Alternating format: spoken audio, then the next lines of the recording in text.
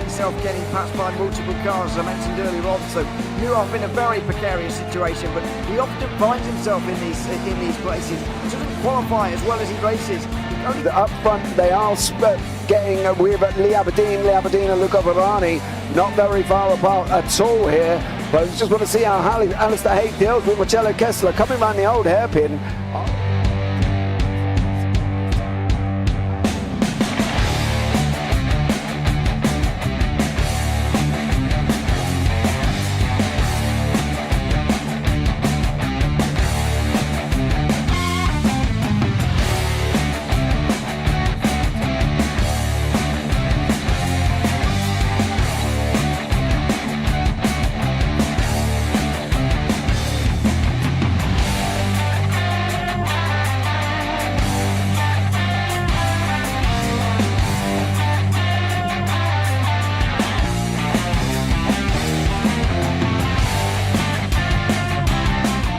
Say it's not the best decision they've ever made, just not having done that under the safety car, really. Yeah, they're taking their pit stop strategies from Ferrari lately or something. What's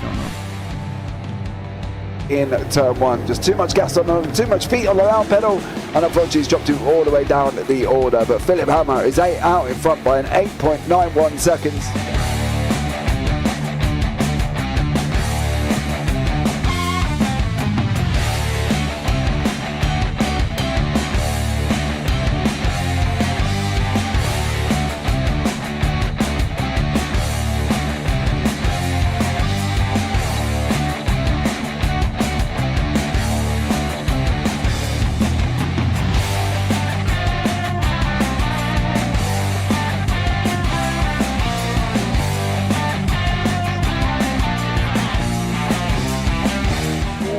Dan Michael is a wall there, sir.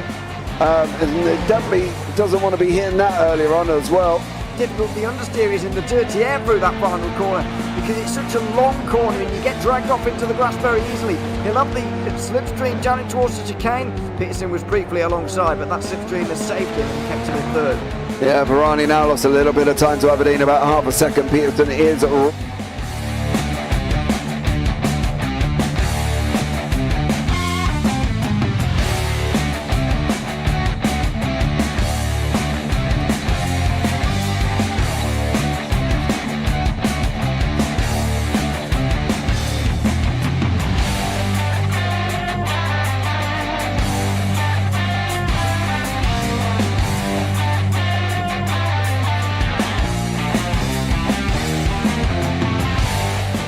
Pike's pushed Morton forward up ahead.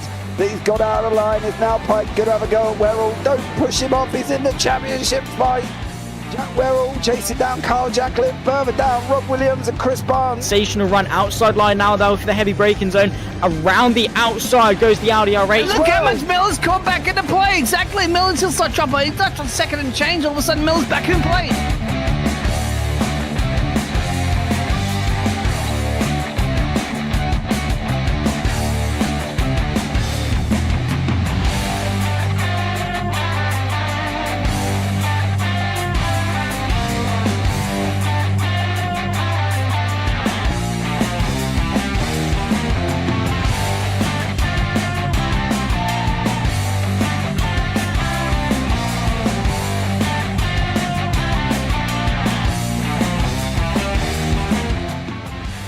On to the back end of Phil Jocelyn. So there's been a lot of movers and shakers in this first 2 laps here for race. Absolutely serious racing league. Everybody's a lot of fun. Yeah, it's all about the entertainment. So I hope everybody is enjoying themselves out there in the chat. We know that Ron is been enjoying himself watching. The Burger King machines off into the grass a little bit there as they're really bunching up now.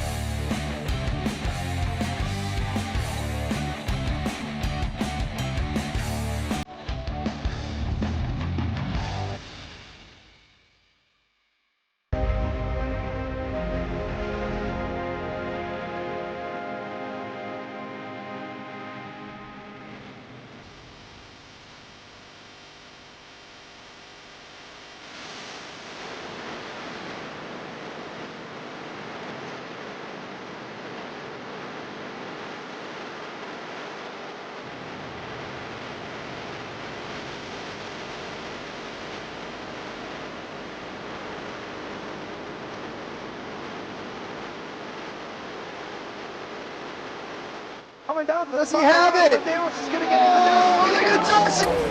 get it. He's on the outside line though, going into the fastest corner on the circuit. Surely this can't work. Dominic Ligner has got a sensational run outside line now though for the heavy braking zone. Around the outside goes the Audi R8. Look how much Miller's caught back into play. Exactly. Miller's still such up. He's not on second and change. All of a sudden, Miller's back in play. Can Barry do it? Big Barry's going to do it. Big Barry!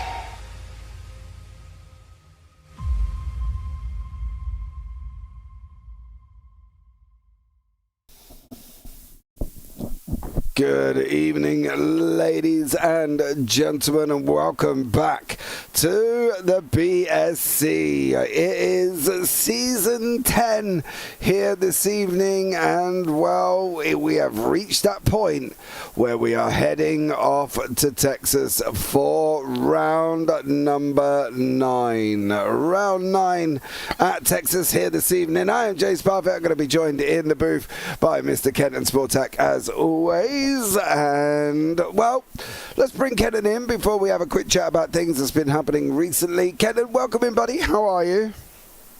I'm doing well. Excited that we're on a longer track this time after Martinsville. We get a little space here, some free movement for some of the drivers this time. Yeah, we have. We've got 125 laps. Stage break at 50. 3 sets of tyres. Now, I'd like to point out I did a race just before we went on air. And I didn't last 90 laps on 4 sets of tyres, right? And I was in the Xfinity. So, good luck to all of these guys as well here this evening. We can give you a brief rundown of the scores at the moment. Andrew Williams is out in front on 218. Dylan Critz in second on 210 with Dan Michelle on 199. Alex Witt behind him on 198. Noel Jackowitz behind that on 175. And then we've got Jason Taylor on 162. Andrew Jamalin on 161. Devon Collicott on 154. Cody Kern, Joshua Big Keith, Trenton Campbell, Andy Radel, Christian Strada, Nick Stotner, Hunter Carlson, Brandon McLaughlin, Andrew Burrell, Seth Pegg, Matthew Norberg, TJ and Terry Murphy. A lot of changes in the table this week. I think Martinsville may have played a massive part in that. Yeah, there was definitely a lot of carnage, I guess, that happened in Martinsville. So it did tweak kind of basically how a lot of people ended up finishing. And with them having drop weeks and things like that, I feel like a few people went, yeah, no, we're just going to take that one as a drop week and decide not to keep that one. So we'll see how that ends up playing out as the season continues. I know we have a few more races to go, but every point counts, and sometimes you just got to take that hit and get rid of one of them. Yeah, we are here at Talladega Super Speedway here this evening as well. Lydia, welcome in. Thank you so much. Go TJ and Brad and Sizemore. Now, I'd like to give a big shout out to all of the Spain Hour Massive who generally join us here in the broadcast. Papa G nearly passed away, surrounded by his family this morning as well. He was the original Copperhead, and that is why TJ made the paint scheme he had in the first place. He was a multi-time winner and even a season champion of his league, the Fans of Thunder. So much love out to all of you. Billy, Mr. Spainhouse Senior, Lydia, Brad as well. Much love to every single person in the Spainhour household. Must be a tough time you are going through, but much love from all of us up here in the booth. And well, let's see what the boys can do for in memory of Mr. Papa Jean Nearly, who unfortunately passed away this morning. So much love to all of you. We're in qualifying, Ken, and we discuss qualifying every single week, but I want to discuss it here. Is it really important here at Texas? At Texas, not as much, no. I mean, places like, Martinsville, Dover, Bristol, or in a road course, that has a lot more importance. Driving around some of these bigger ovals, like I believe Texas, it's about 1.5 miles, or is exactly 1.5 miles. You have a lot more movement, a lot more space, and obviously, like we talk about quite frequently when it comes to most oval racing is as long as you're on the lead lap in the last half, it's really all you need to do. So it's not a, if you qualify first, you're going to win. No, you can qualify first, and one incident can put you into 20th, and another one can put you back into second. So it's all about just being consistent, keeping in touch, not doing anything too crazy, and just being smart. And I mean, heck, this could get real interesting though. Spainhauer is in P2. Yeah, Nick Stockner is sitting in 4th at the moment, out on track as well. Track itself, as Kenton said, is 1.5 miles, 58 feet wide minimum, 750-foot radius, 20 degrees in turns 1 and 2, 24 degrees in turns 3 and 4, 5 degrees on the straightaway. The front stretch is 2,250 feet long, while the back stretch is only 1,330 feet long. 45 pit stalls for the NASCAR Series is 35 pit stalls for the NTT IndyCar Series as well. I'd like to point out one of the things these guys are going to have to look out for as well here, Kenton.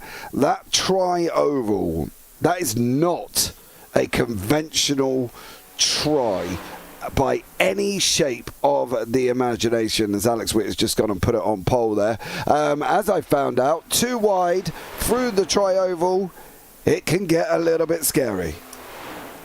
Yeah, so I believe it's technically called a quad oval because it adds those 2 extra corners in it. I don't know why, but the big, going too wide does get a little trickier. The front stretch, you can kind of see it. It's sort of narrow compared to especially the corners. Like, you see the corners are really wide, and then it shrinks in quite heavily around the front stretch there.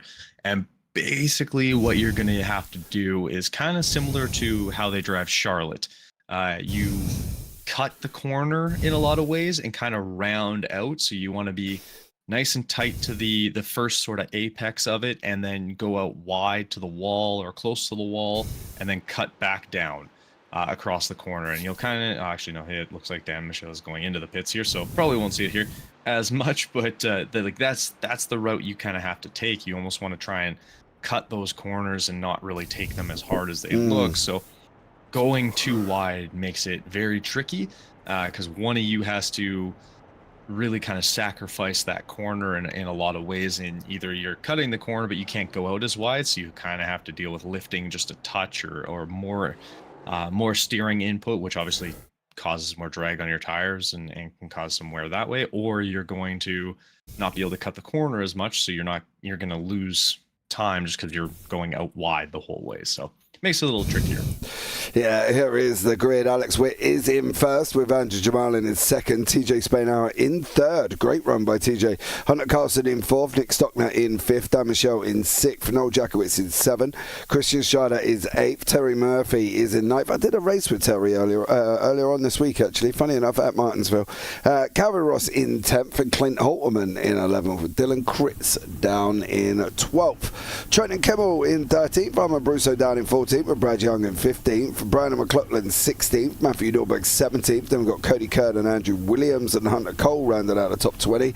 Seth Pegg, Andrew Burrell, Jason Taylor and Anthony Radel at the back, with Brent Sherman and Greg Sherman behind that one as well. We might as well have a look and get this over and done with here early with Mr. Seth Pegg's livery, the Australian Research and Space Exploration, or acronym being ARS. So there we go for Seth Pegg. I like it mainly because it just says ARS, and that's fantastic. And he also has named this race as the Lone Star 200, which is fantastic. But yeah, he's gone. I like most of his liveries so far. They've been pretty good. Actually, I just realized Brusso's got a NASA livery on too. I remember Brusso that has the NASA livery. So it's a space theme today. And we're not doing it, James. We are not doing it. I'm not saying anything, but I am not. Exactly. I'm not going there. I'm not going there. I must have a completely. Let's just make sure all these liveries are loaded in properly here before we get underway, because Brusso's livery is still his Ferrari livery on my screen. So let's just load these in. Yeah, mine has him in a NASA. Yeah, I'm just going to reload everything in really quickly, guys, as well, for that one. Billy, Lydia, Terry, no problem at all. No problem at all. It's a tough time, unfortunately. But let's get these liveries loaded in properly here. I don't know when Brusso joined the session, so I don't know if that's why they've loaded in late. But let's get them up and running. They will go white for a brief moment just while we get all these loaded in. No, he's still in the same one. Hold on. Yeah, I have a NASA on that car. Give it a minute. Depending on how many, they're probably only going to do one pace lap, aren't they? I would have thought, as Alex Witt is going to lead the field with Andrew Jamalin in second place. TJ there in the Copperhead 86 machine, sitting in third. Then Hunter Carson and Dan Michel behind that one. And as you say, we've got Armin Brusso all the way back here. We'll wait fully till the livery's loaded in, but let's get this off and running here for the Lone Star 200. The lights are out. It's going to be racing, and now we are racing. Alex Witt, Andrew Jamal and TJ Spain are there as well, and Hunter Carlson on the outside with Nick Stockner. I found out earlier on this racetrack is not a one-line circuit here, Kenton. You can pretty much run whatever you want. Yes, it is definitely not a single lane. I'd be shocked to see too much of like 3 wide, but you'll see a lot of 2 wide further back. I mean, your leader obviously is going to be 1 wide more than likely, unless you're trying to pass. But you'll start getting some bunch ups as the race goes on before it starts to thin out too much. And yeah, it looks like our little Bucky's car is off to a fantastic start for Alex Witt, getting a nice little gap there. He also just hit the wall. He's just up the wall coming out of 2 there, and unfortunately for him, not the ideal way to do that, as these guys are continuing scrapping out. Mr. Murphy in there as well, on their run into 1, okay, Brian McLaughlin, I thought, got a bit loose there, started dropping positions. Brad, be careful, don't come down on him with a 4Gene livery there, and Seth Pegg in his Australian Research and Space Exploration livery there as well. And there is Armin Brusso. We'll try reloading in the liveries one more time, guys. If it doesn't work, then unfortunately they're in what they're in. So let's see what happens. No, Brusso's still in the Ferrari livery. See, it's popping up as NASA for me, so I don't know what to tell you. I don't know. Me neither. One of us is wrong, and it's probably... We're just going to... we'll let you decide. Should be a poll. Put up a poll. Who's right? Who is right? Well, whose livery is correct? And then we'll bring him in partway through, and we'll find out. Okay. Make it interactive. Who has the correct livery? Oh, actually. This is the livery for Armin Brusso, guys, as well. I've got him in his normal traditional Ferrari livery. Kenton's got him in the NASA livery. TJ, back up a little bit there, buddy. You are literally running right up the tailpipe of Mr. Witt. Don't get me wrong, I love it when you're going for it, dear sir. I really do, and I like seeing you up the front, but just be a little bit careful. You see Jackowitz Stockner's on the outside there as well. The 65 of Jamal and Dan Michel running up to the top line, trying to hug that wall. Another slight tap on the wall there as well. Hunter Carlson all getting himself involved in the mix here, so we're going to have to be a little bit more careful here. This is so tricky. 2 wide through here is very, very tricky. So just be careful when you are trying 2 wide through the quad part of the oval here. 7 laps down, 125 to go. And at the moment, Alex Witt is settled into that front win. Yeah, he's holding on to that front group pretty nicely. He's got just a little bit of a gap there. Nothing too crazy, but definitely has a solid gap. It looks about a 2 tenths, somewhere around there. So he's got some space, but this track is going to be a little closer. Martinsville, obviously, it got very spread out very quickly as TJ goes very high up there, assuming he had a little bit of an issue with some dirty air and a little bit of oversteer or getting loose, because NASCAR can't be the same as every other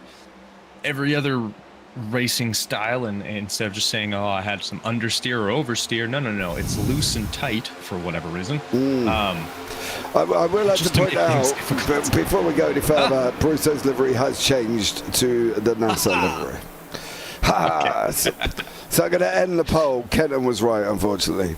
So there we go. It's the only time it's ever going to happen. So I'll take the small victories. Take the small ones here as Jakowitz goes underneath, TJ going through 4. Now they're going to try this 2 wide through this tri part of the circuit, or quad part, depending on whatever you want to call it. There, Dan Michel running in the inside. It is a lift and brake and try and get the front rotated. TJ at the moment seems to be doing a great job on that high line. He's carrying some pace up there.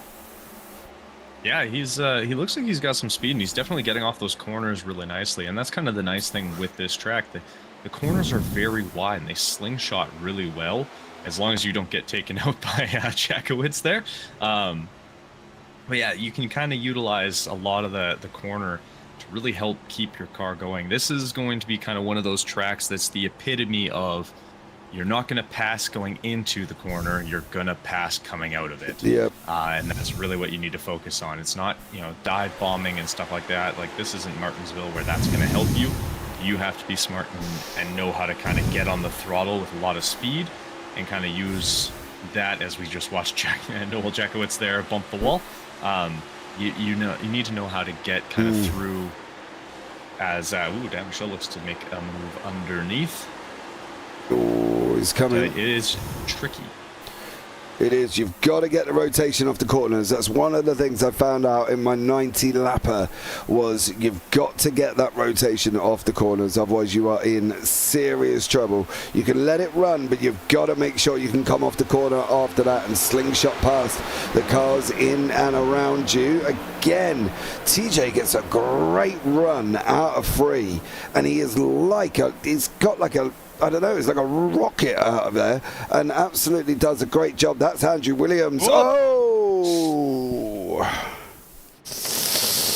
Yellow? Yes, sir. That was the I missed what 52. Yeah.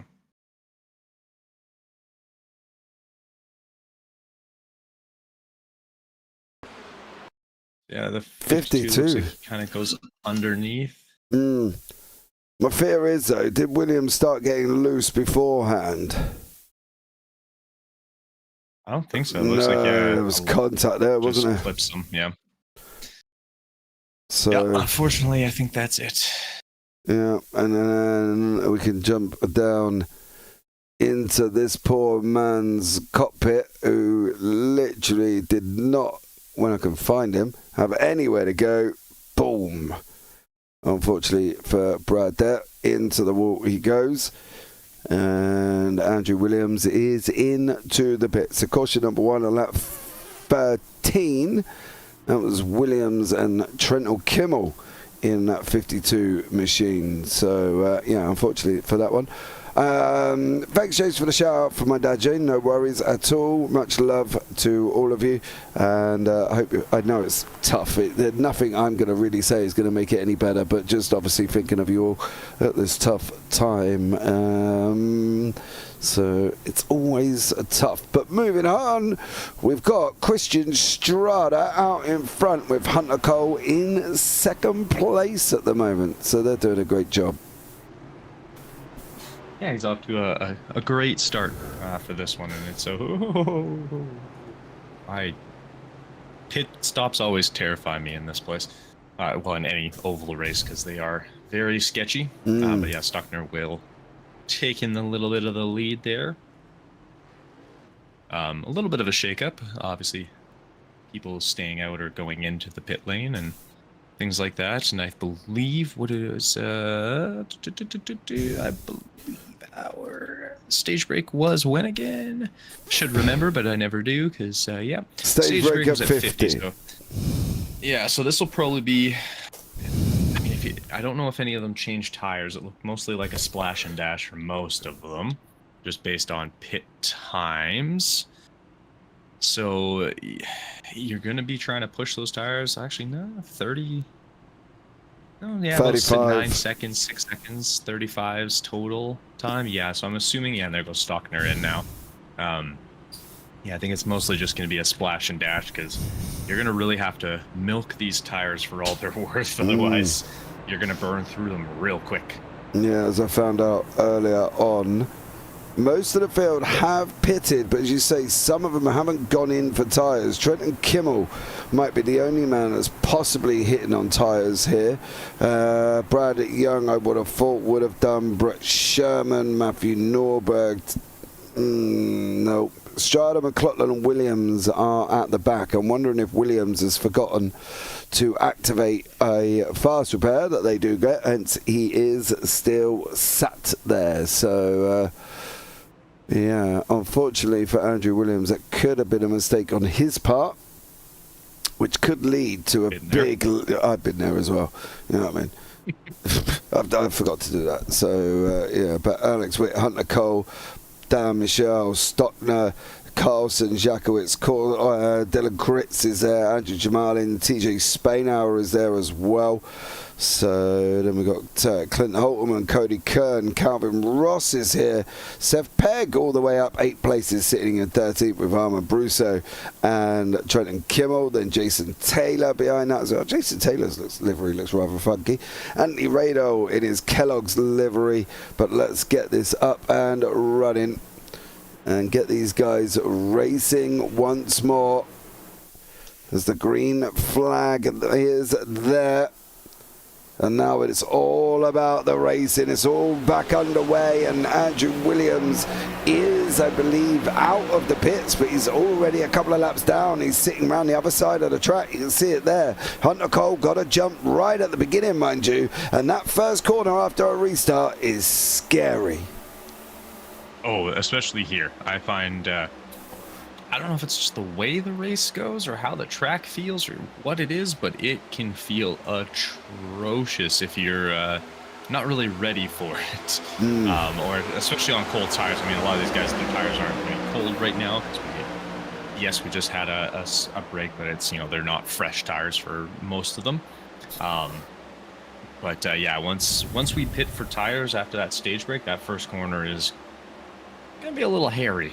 Hunter Cole diving up on the, well, we went up high in the end and lost that place to Stottner and Witt. Dan Michel there as well. That outside line is very, very tough when you start getting into it, as you've got to make sure you're in turn 4. You can send it in deep through 3, little lift coming out of 4, and then you can throttle it down the inside, down the banking itself. Going into 1, it's more of a lift on the entrance, as I found out myself. It's more of a lift here, lock that car into the inside line, and then you can start throttling it out again. So we'll look at it going into 1. It's coming around the quad now, the left-hand side, just as he starts going over the dip. And this is where I would generally lift off. He's doing the same thing. Get the car settled, get it onto the throttle, and then just let it run out. You don't want to be throttling while you're steering left, because otherwise, well, let's just say it doesn't turn out too well, as a couple of people found out in the officials, and their back end decided to join their front. Yeah, that's usually not the best way to take it. You definitely don't want to be throttling too much with increased steering kind of rotation. And the main reason of that is for those who don't really massively know the, I guess, physics behind tire grip, the tires are made to turn or go, not fully one or the other at the same time. So you can either be all out. Ooh, that was almost a little bit of an incident there. But it can either be going all out to move forward, or it's all out to turning, or like fractions of each at the same time. But you can't do both fully at the same time, because there's only so much actual grip you have at once. And once you exceed that, that's when you start skidding. And once you start skidding, you start wearing tires. And once they're worn, you do it more. Mm-hmm. Not fun. No, it isn't. I found that out as well. Qualified on pole. By the end of lap 2, I was down in 7th because I got a little bit too heavy on the throttle, and unfortunately I ended up, well, sliding, and then the guy behind gave me a nice little bump, should we say, up the bookend, and well, I managed to hold it, thank Christ, but yeah, it didn't go down too well. And then by that point, I'd made a drastic mistake, and it all went wrong towards the end. But Calvin Ross and Cody Kern, 9th and 10th here. Jason Taylor in the mix. TJ's dropped off a little bit with the restart. Trenton Kimmel, Armin Brusso, Matthew Norberg. I'm not sure if TJ, whether or not he's made the decision of not taking tyres, because he was going some in that first part, wasn't he, to literally try and make up the front end here. So I'm not entirely sure if not taking tyres would have been the best part. Brett Sherman is just in the battle as well, was in a nice little Martinsville race with Mr. Murphy this week. I believe, if I remember correctly, he actually went on and won that, if I'm not mistaken. Yeah, no, he's there you go. Never. It's always fun to run into guys. I did a Nordberg, the Nordberg Ring. The Nürburgring. The Nürburgring Ring. The Nuremberg Ring. There we go. I was thinking I don't know. It's been a day. I looked at Nordberg and thought, oh, the Nordberg Ring. The Nuremberg Ring race. I did that with Christian Strader, and then in many splits higher than me, Alex Witt was also racing and doing it as well. I think it was the Toyotas, the GR86s. Mm-hmm. Good times. That was right when Rain came out. The Nuremberg Ring and Rain is great idea. Fantastic. Would suggest. Yeah, it is. I would also look at the fact as well, the testing that is currently going on with the wet tyres in the Cup Series that's been taking place. They ran it at Richmond, I want to say, for the first part of the damp racetrack. Now, obviously, as we know, generally they don't run in rain, but there was the rain tower that was out. I'm sure it was in Richmond, and they didn't run it for long, mind you, but they did run it, and it dried out quite quickly, so they ended up going back onto their normal dries. But yeah, the rain tires that are being developed. Was it Bristol, whatever. Yeah. There you go. You've just Googled that. You did not know that. Yeah, I thought you did. No. Oh, okay, cool. Right, I just confirmed with myself as well. Terry actually finished second in the race we did there as well. But boy, oh boy, it was a very interesting one. I think we had like 15 cautions or something ridiculous at that mark.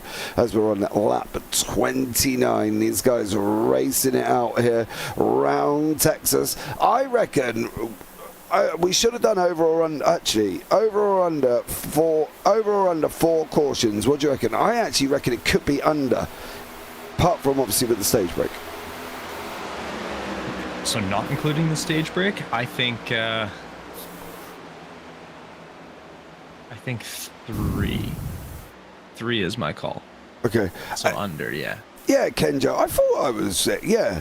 They ran the rain tyres at Richmond for the first part for sure. It was cool to watch. They threw a caution and made everyone go onto slicks. But they still did it. I think, big old top of the ball from Hunter Carson there as well. I think it's a way forward, and I think it's a step in the right direction. I'm not saying that I want to see these guys in rain at Talladega, right? Because that's just death. I'm saying circuits like Richmond, Bristol, Martinsville, it all kind of works, you know what I mean? I wouldn't put them at the likes of Daytona, Talladega, and super speedways, because that would just be chaos. Yes. So they tested the rain tires at Bristol back in February. So this was before the season actually started, just to see a wet race package and see how it would use as kind of a for funsies sort of thing to kind of see how it was going to go. I hadn't seen that they did it at Richmond. Yeah, they did. It was definitely at Richmond. It won't happen at the intermediates. It won't happen at the intermediates or above, just road courses and short tracks. Yeah, I agree. COTA, Chicago, you know, all of the Watkins Glen, all of them sort of places that they were able to do it. You're right. No way would they put it at Dega or Daytona, because that would just be absolutely crazy. Sonoma is another one that could be running as well. So, yeah, I think all in all, they're in the right direction, but there's still a long way to go. Although I think they shouldn't have thrown the yellow flag. Go straight for the tire swap. You got to do it on the fly. Like F1 or every other racing series ever. You have to assess what's going on and decide from there. Definitely. Terry Spain. James, I reckon you are getting a southern accent. Yes. No. You should be yes. I'm supposed to agree with him. But I think it's been interesting. I think it really has. I watched the Martinsville races this weekend as well, and I'm looking forward to the Texas races. By the way, Texas tickets are available in real life if you want to get yourself involved with that. Different price levels as always. It's the triple header this weekend, don't forget. You've got the whole Trucks, the Xfinity, and of course the Cup Series there as well. So just be aware, if you are in Texas and you want to get yourself some tickets down to that, you can. That weekend will be absolutely amazing. Not taking the trucks out on the racetrack yet here at Texas in Sim. I'm not entirely sure I want to, but I'm sure I'll probably get brave at one point. Join us. Kenton, stop encouraging the YouTube chat. I mean, it's more fun that way. And one of us has to get into NASCAR, because this weekend I watched the F1 race. Didn't watch a single thing about NASCAR, but I watched the F1 race. Did you? I did, yes. It's really bad, isn't it, that we've got a European who doesn't watch the F1 and an American who doesn't watch the NASCAR. Canadian who doesn't watch the NASCAR. Yes. Yeah, I don't watch NASCAR. I watch road racing, and a European that watches NASCAR and doesn't watch road racing. So, yeah, figure that one out. Yeah, well, it makes us very exciting up here in the booth, I feel. Exactly. You know what I mean? The ones you wouldn't expect. Yes, absolutely. No, I sit here and I just generally put it on, and while working, I normally watch it a day later or something, and just sit here and put it on one of my other screens, and I just sit there and watch it while I'm working. So some great action taking place. These guys knocking off the laps. The top 10 have got to start thinking about this stage situation. Christian Strada's knocking on the door to get stage points here. Is he going to be able to? That's going to be the question. Where he has just entered into that top 10. We've got Norberg in there, Jamal in, Noel Jakowitz, Dylan Kritz is there, Jason Taylor, Clint Holterman is in there, and Alex Witt, Dan Michelle, and of course Nick Stuckner, who will at this moment in time look at taking that stage victory here this evening if he can just hold on for another 10 laps. Let's see what Stuckner can do from the Orange Wheel Racing, partly because of the orange wheels. Him and Andrew Williams. I mean, it's a nice giveaway, hey? Yeah. It makes it easy for us to know who's that. Absolutely. The bright orange wheels. Yeah. Sweet. I know what team that's a part of. Absolutely. I do fully agree. Lap 41 of 125. I've got to ask one question though, right? We obviously get a certain app over here that we can watch the NASCAR on. Do they really go for breaks like every 10 minutes or something ridiculous? Because there's so many periods of silence in the broadcast where they go, "We'll be right back." And I'm like, Jesus, good job I don't actually watch them adverts. That'll be a question for Terry Spainhour Senior, because yeah, no, but I wasn't asking you because okay, perfect. I was like, I don't know. I was asking the chat because at the end of the day, like they do take a lot of breaks here. We're coming into 42 at the moment. Witt, Holterman, Kritz, and Jakowitz is knocking on the door. Jakowitz, you can see just dropping off behind, but it's Holterman, Witt, and Taylor for the third place in the stage. Holterman's trying to go under the inside. He has managed it. Kritz is also looking at going up the inside if he can here. He's taken these tyres to nearly 50 laps. They had to get to stage. Brusso's been in, Cole's been in, Andrew Williams has been in, but at the moment Nick Stockner flying out front, doing a great job, leading by 1.98 seconds as Nick Stockner. Incredible drive from him. He's got 6 more laps to go until he's into stage. Let's see if he's going to be able to wrap this up. Kritz and Witt. Witt's struggling a little bit. I think Witts is struggling a little bit. He's lost that place to Holterman. He's lost that place to Taylor. And it looks like he's just lost that place to Kritz. Is he going to survive the top 10 with Jakowitz there as well?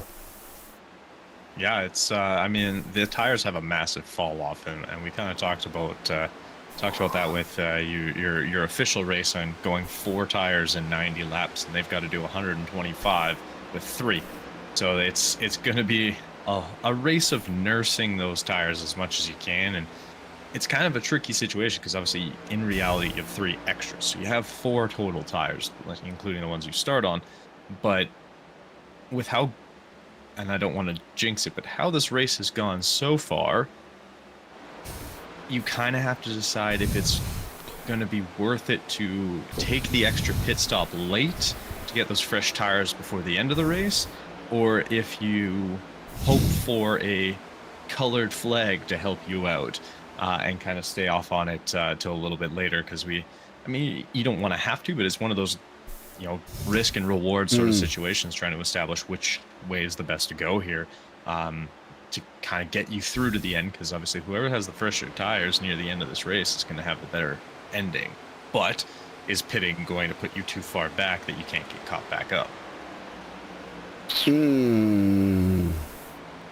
Right? Yeah. Math. I don't want a lot of math. I'm not doing I that. don't math either. I'm not math. Numbers are scary. Yeah, not 1:34 in the morning. You have got no hope of me doing any math whatsoever. I just want to sit back and enjoy the racing. And at the moment, I'm sitting back enjoying the fact that Stockner has gone and opened up a 1.9 second gap. Currently on lap 41. They usually go split screen with commercials. They've got to pay the bills. Yeah, I know, but it's just annoying. Yeah, Kenjo, I agree. He's got to watching it online, so he doesn't have to go and watch the ad breaks. No, we just watch the cars go round in silence. And normally, when the cars are going round in silence, something happens, and they never go back and pick up on what went on. They don't turn around and go, oh yeah, back while we're at break, back on lap 50. Bill went into Ben, who then went into Bob, and the flower pot men come out. I don't know, just something, and they don't do any of that. It's really quite annoying. I'm sitting there as a commentator going, you just missed the fact that he's gone into the wall. Are you not even calling the action? Come on. As we're on lap 49, it looks like Nick Stockner is going to wrap up. Sorry, Kenton. Wrap up the stage win here. So we'll have a chat with Nick very, very shortly. He just seems to be in a different world, does Nick Stockner, as he go over the line for lap 50. One more on the clock. It is going to be Stockner, Taylor, Michelle, Clint Holterman.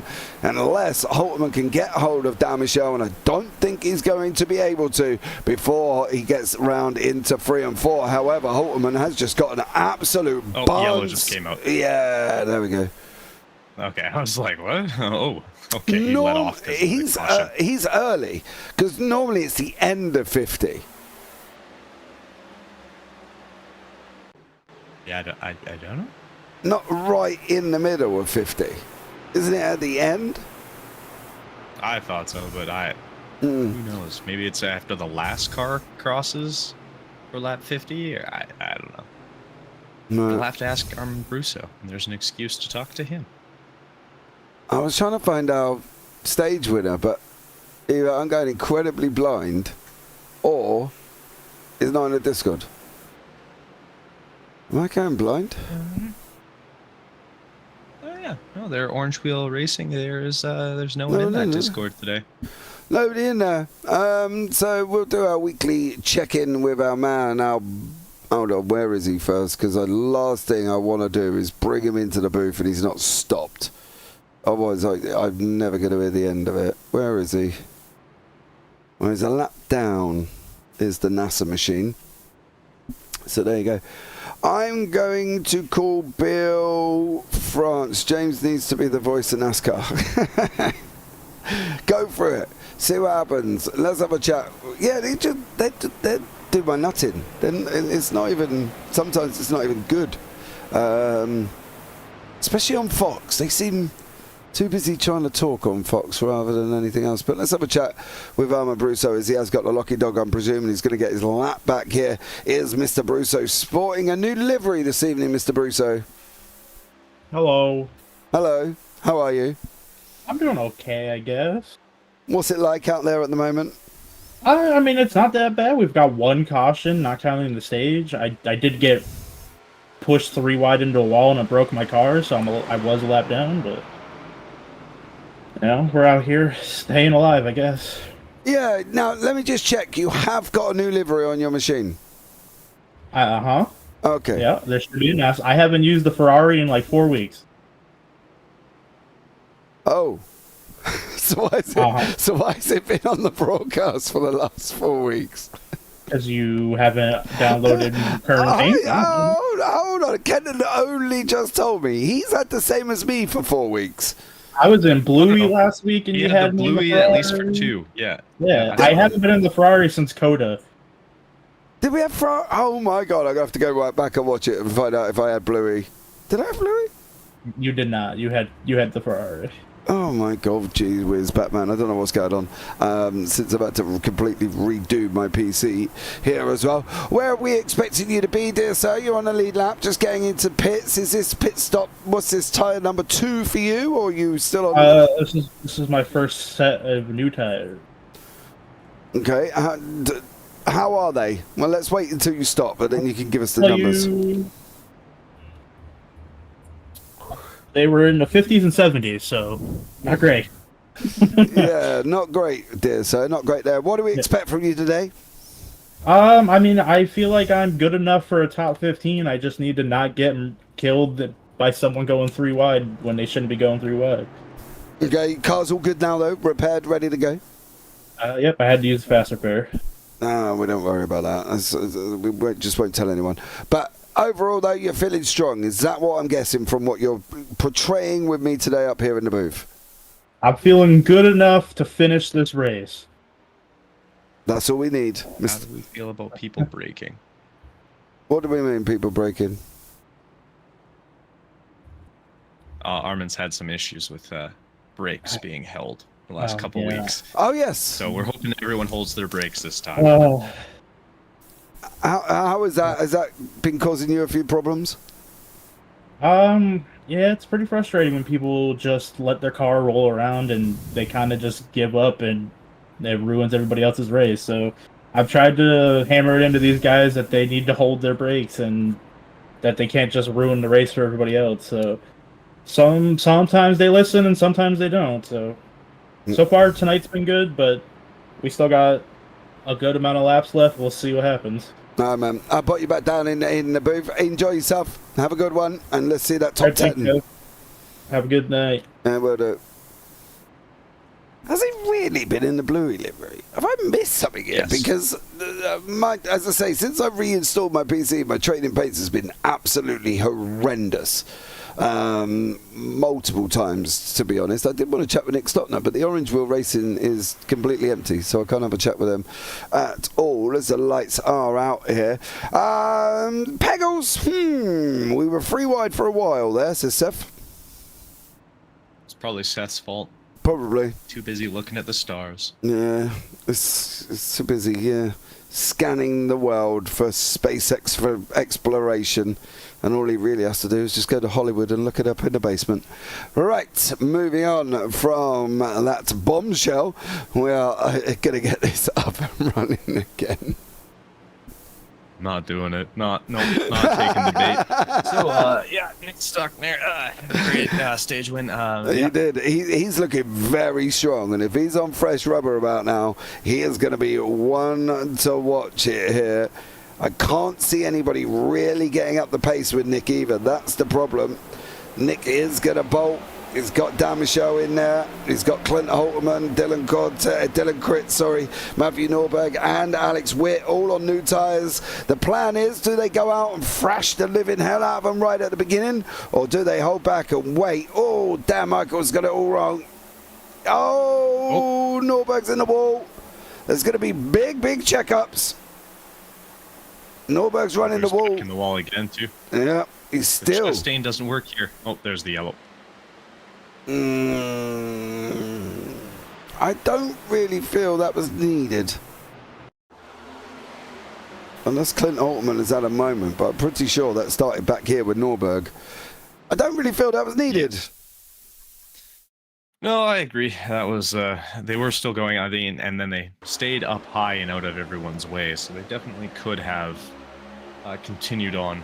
But yeah, Chris got a little bit of a bump on the back of Dan Michaud right at the restart. Whoa, Witt got loose. They've ended up in the wall there. I don't really feel...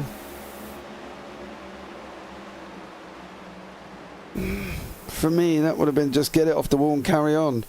But I don't know, maybe I'm different. He called the caution over comms, Norberg, that is. What? No way. No way. Well, unfortunately, though, that is the third one.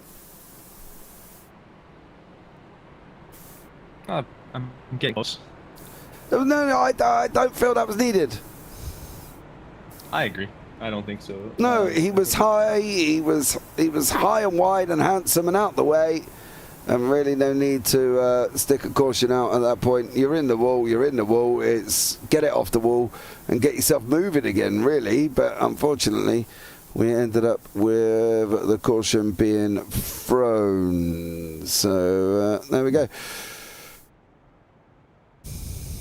A little bit of a checkup further back there. That was kind of weird. Yeah, Brandon McLaughlin and Hunter Carson as well. Is Mr. Kimmel in a voice chat? Am I going blind again here? Okay. I seriously must be losing my marbles this evening. Well, I don't know who Kimmel's with. The 52 car. Is he part of the orange crew as well? Because, yeah, I don't see a Kimmel. No, me neither. Me neither on that one. Where is Trenton Kimmel, Seth? Because he said he would want to pop in for a chat, and, well, I haven't seen him to have a chat with him. It's a little bit tough when you can't find people to pull them in. I know we may have had a little bit of a miscommunication earlier, so that could have been possibly my wording on that one, but never mind.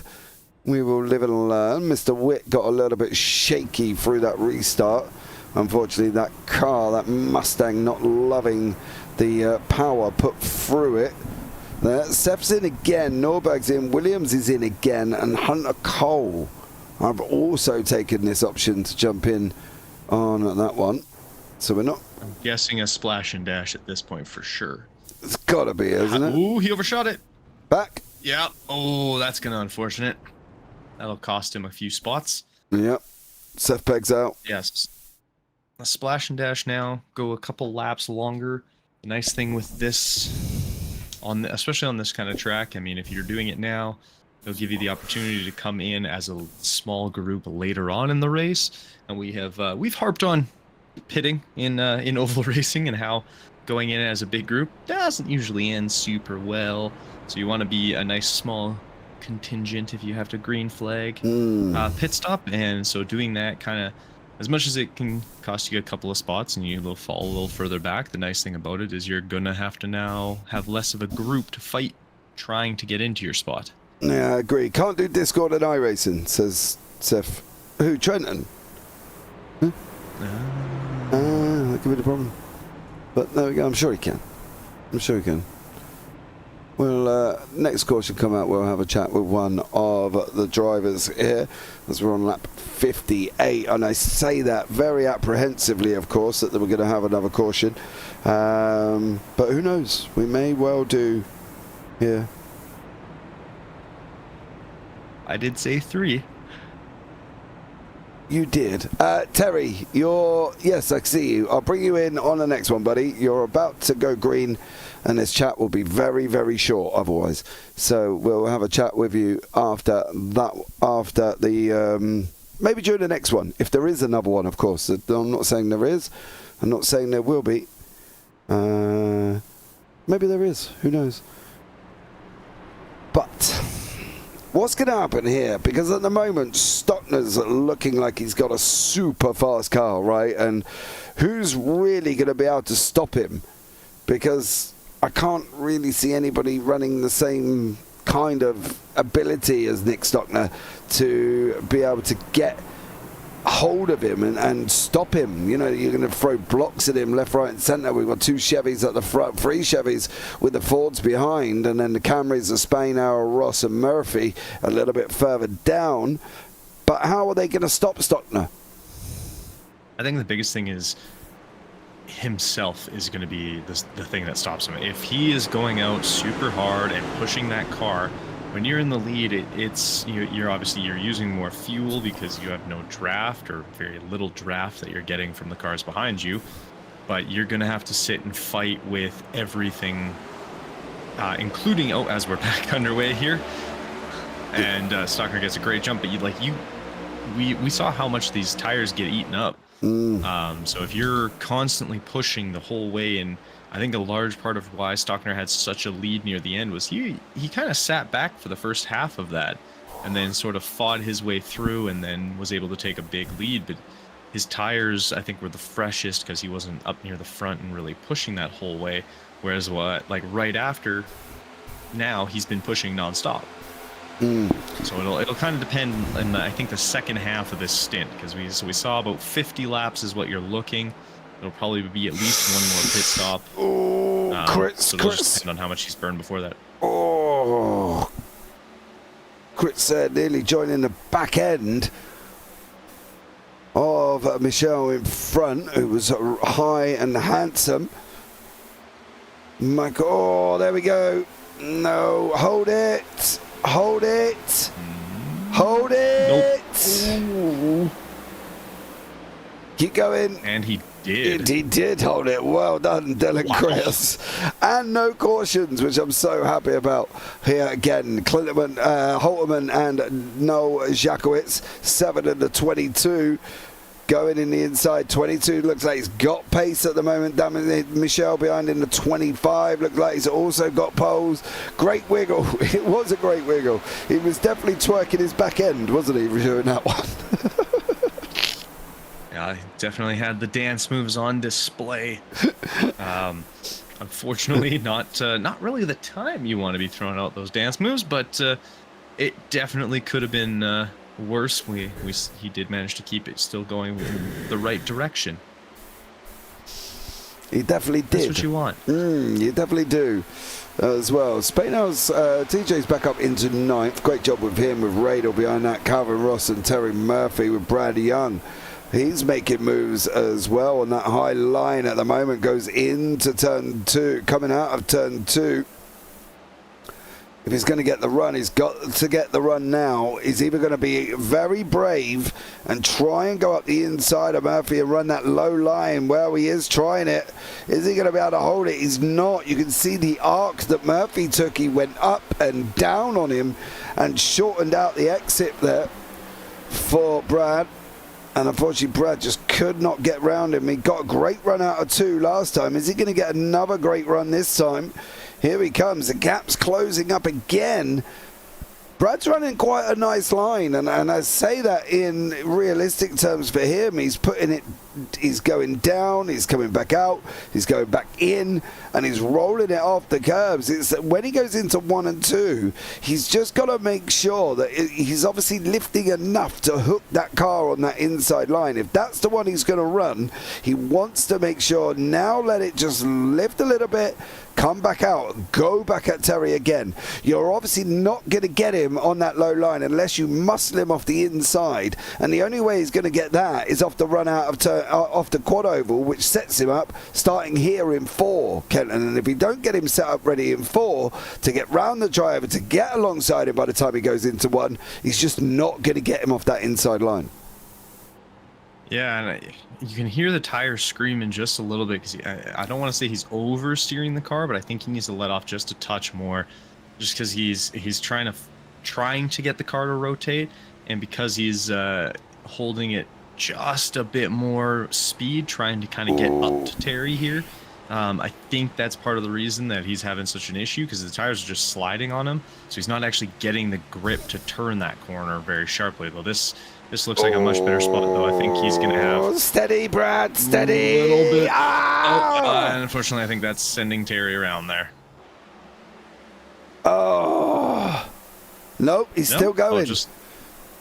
Brad just kind of did what we said about, but not in the conventional way. He muscled him off. I think the double love tap was a little bit harsh, maybe lifted off just off the back of him after you've already got him a little bit squirrely. Might have been the best course of action there. And so for Brad, he was a little bit overzealous.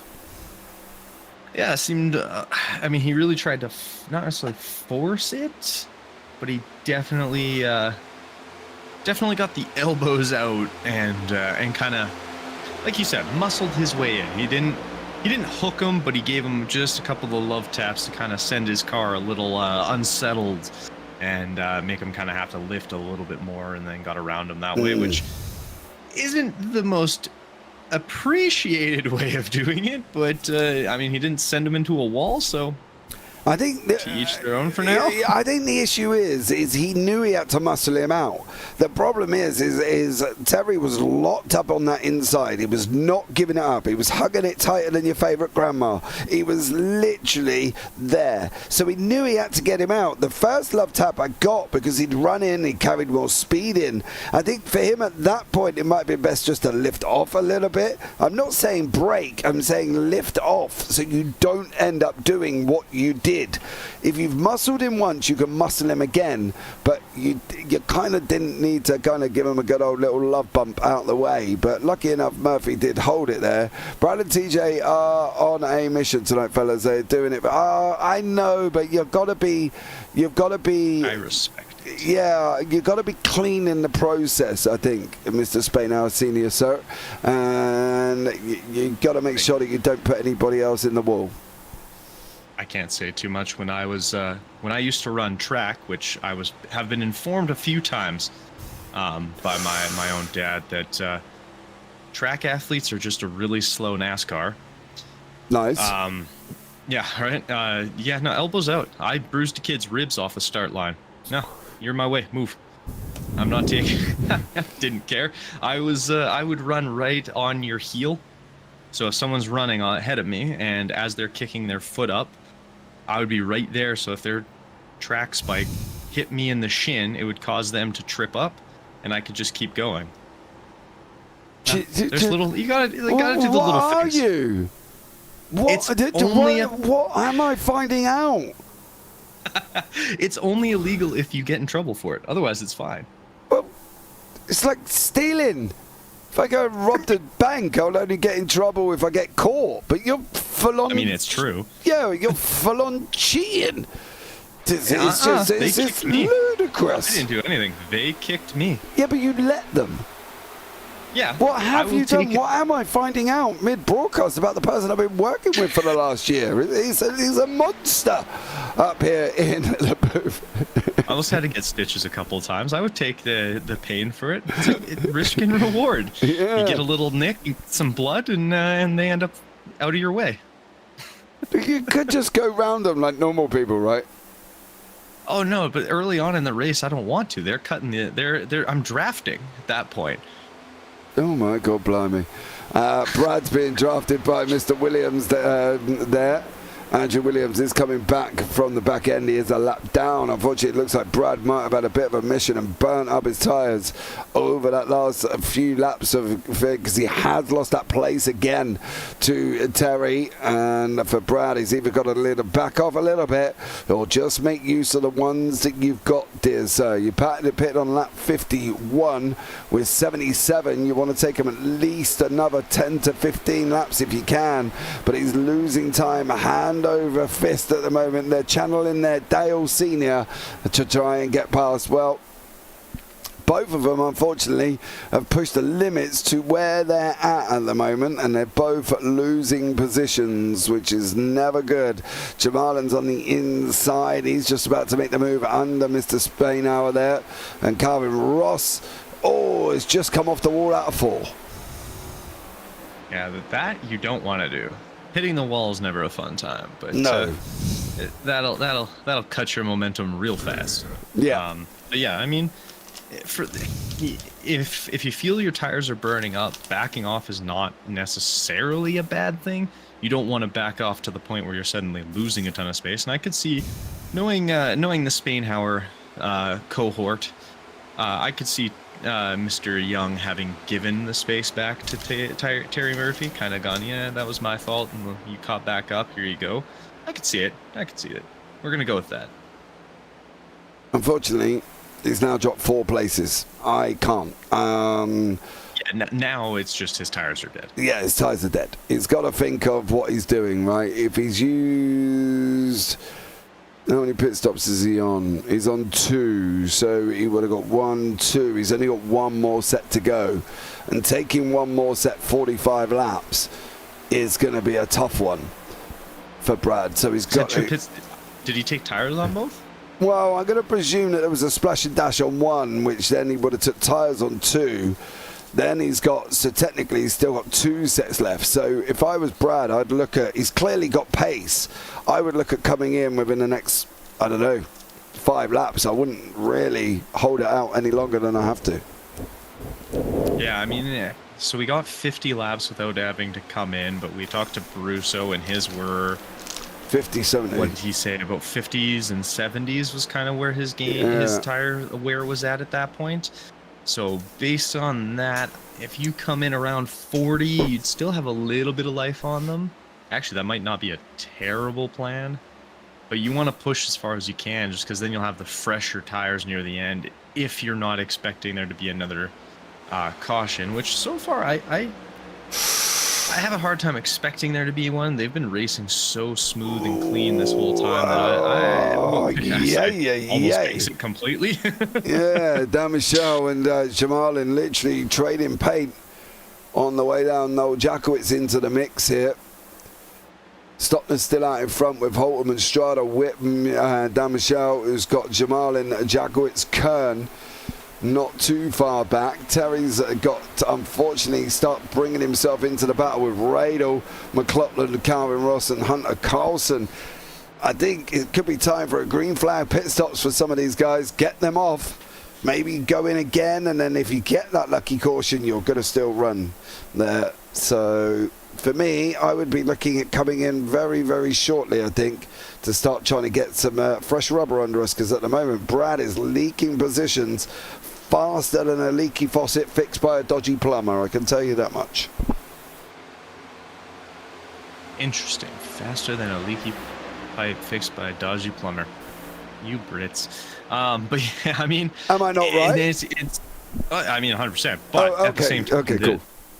That's where the kind of the risk reward kind of comes in, because yes, you could go in now and have it could work out in your favor. If you go in now, you're going to obviously come out a couple laps down. I think we looked, it's about 35 seconds a lap around here so far. We're looking at about 40 no, that's sector 2, sorry, 30 seconds. So you'd probably be about a full lap, bordering on a second lap by the time you get up to top speed. Obviously, the draft isn't heavy. This isn't like Daytona or Talladega or anything like that, where there's massive draft coming. So you'd be probably about a lap and a half down. You would have to hope then that they don't get a yellow flag before they come in or have to come in, kind of thing. And that's kind of the risk you take, because if you go in, you end up a lap and a half down, then a caution comes out for everybody else. Well, now you're really in trouble, because yes, you might get the wave around, but then you're at the very back. Whereas if, so for Brad Young, maybe Spainhauer, I think, is a little higher up, and it would be a little more of a risk of dropping and not getting to come back out on time. He's dropping as well. He's got to look at it. I would literally take that chance. I would go into the pits, get that rubber on, catch some up places if you can. If you get another yellow, you've still got another set to play with. You'll be on the same strategy as everybody else.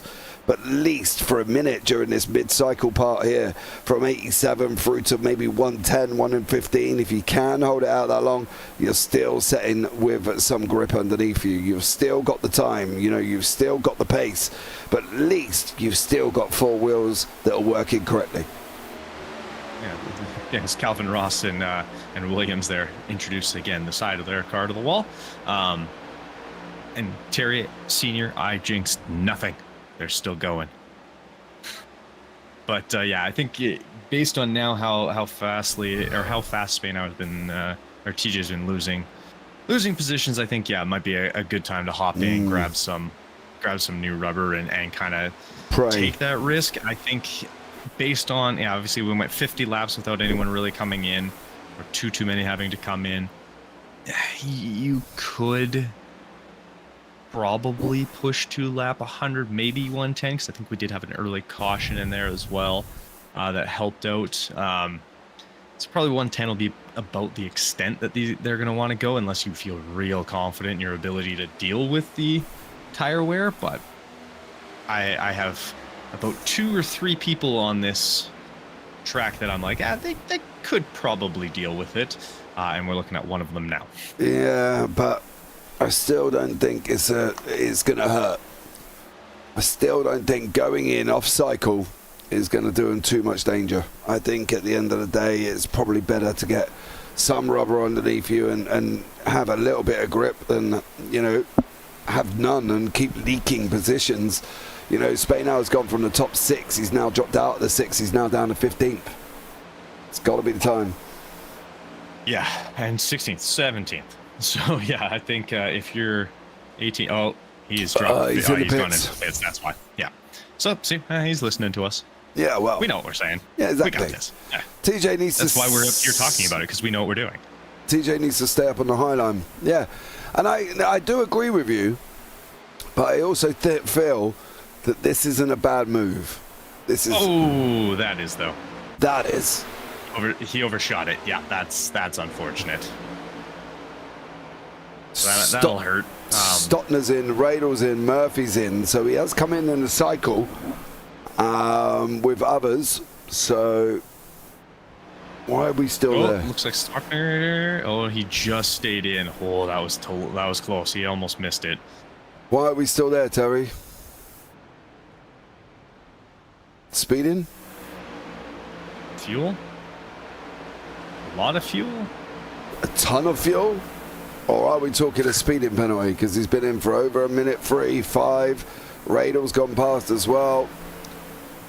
Got a funny feeling that is not just fuel. Don't what me? I can't help it. I'm not the one driving the car.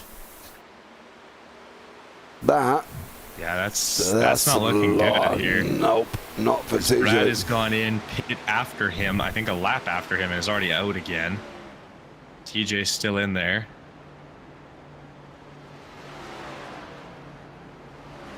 Oh dear. Whatever has gone on in that Spainhauer car has not developed well. Brad is in. He's gone back out. He's a lap down at the moment, but obviously he's running with his pits. TJ's in for a minute 51. Still going. Witt's in. Carlson's in. Strada's in. McLaughlin's in. Everybody's in, and that 86 is still sat there as well. Witt's out before him again. We're going to let this cycle through here to figure out who's done what, who's done where, because at the moment it is not looking good for TJ Spainhour. Yeah, I don't think that was the way he wanted things to go. No. He's at the back of the field now. He is 4 laps down.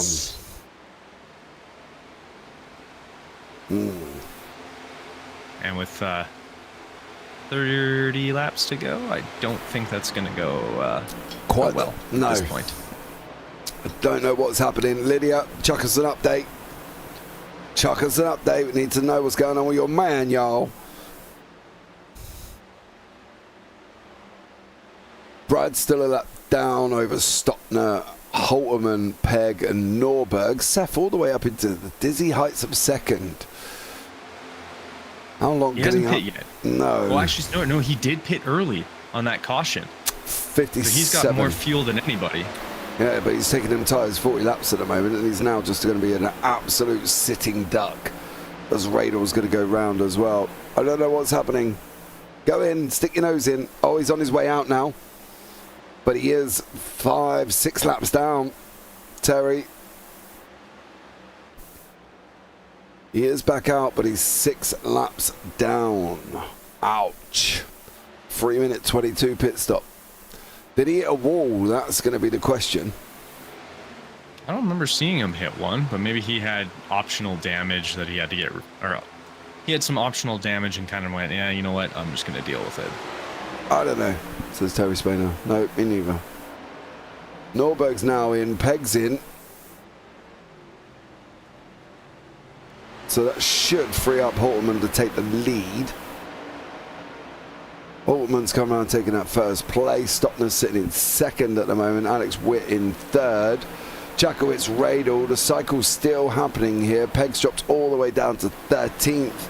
Could be more by the time he comes out as well. So yeah, bit of a rough cycle for some. Brad is now only, where is he, 97, leader on 98, so Brad is a lap down unfortunately over Stockner and Holterman. So there's only, working it out, Norberg's on the lead lap as well. He's close to being lap, mind you. Greg Sherman is the last one on the lead lap, I believe, on lap 98. However, he's just about, with Clinton Holterman behind him, just about to go down as well. Yeah, rather unfortunate. I mean, I think you were definitely on the right track on that. Should have gone in a little earlier, but I'm curious what happened with TJ there. That seemed like a way longer pit stop than was necessary. Yeah. Unless he had a lot of optional, but I didn't see him hit a wall too often. So I'm very, very curious as to what happened there. But I guess we'll find out at another time. I love your optimism, Mr. Spainhour Senior, but with 25 to go and no real cautions to shout out, I'm a little bit worried. I'm a little bit worried there, especially being lap 95 for him and 101 for the leaders. That's a big ask, but however, there is a caution. Oh, Seth. Ouch. Oh, hold it, hold it, hold it, hold it, twerk, twerk. Ooh. Ouch. Well, anyone who hasn't now pit, you're going to be diving in. I think everyone has, though. Everybody did. Yep, everybody did between 91 and 97. Seth being the last one on 97. He was adding nitro. Maybe. There you go. Maybe he was, but unfortunately he's a long way down and not even in contention for a lucky dog, unfortunately. But at the moment, it's led by Clint Holtman with 23 to go.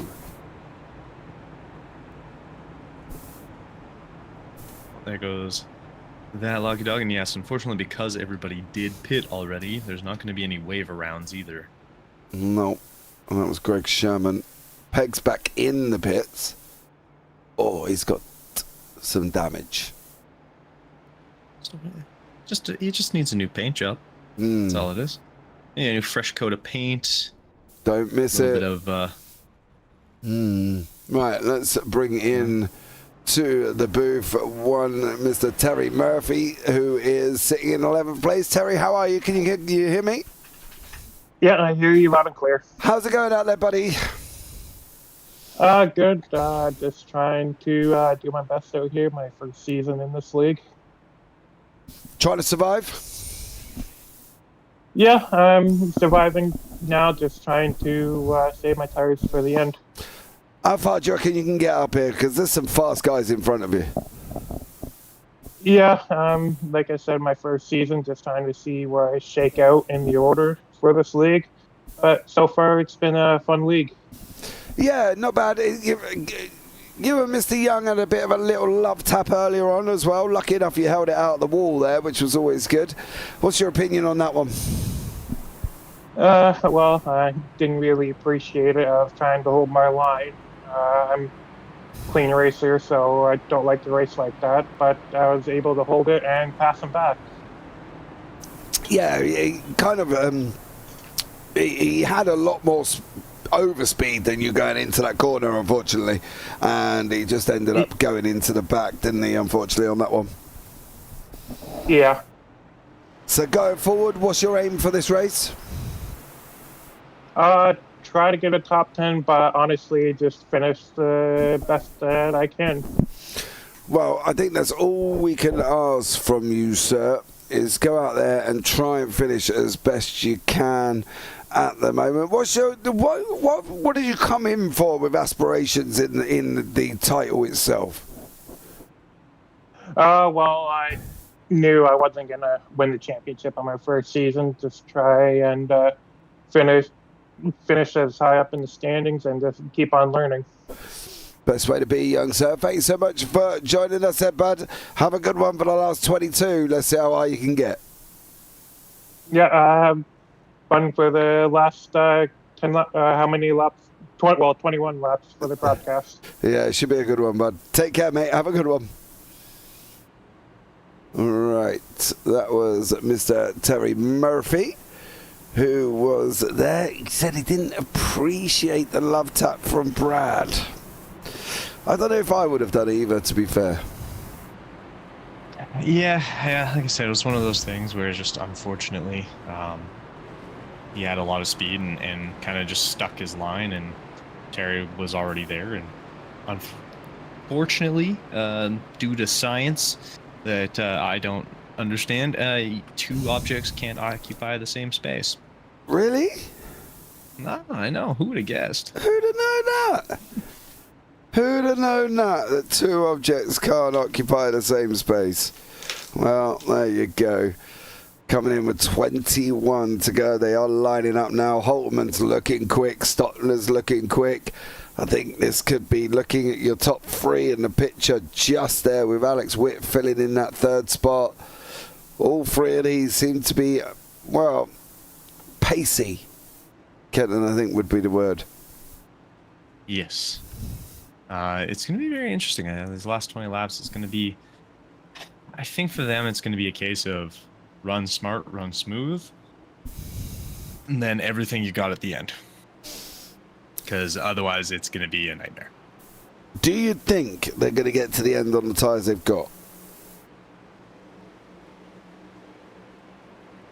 It'll be about 40 laps. So unless there's a late caution, I'd say within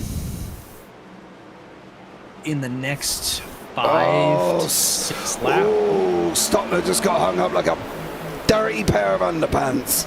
Literally missed the start. Witt jumped him. Holtman jumped him. Radel nearly pushed him with Jakowitz there as well, Jamalin all in there, and poor Nick Stockner missed the start completely there, Kenton, and unfortunately that's allowed Witt to get the jump and Holtman to get the jump on him as well.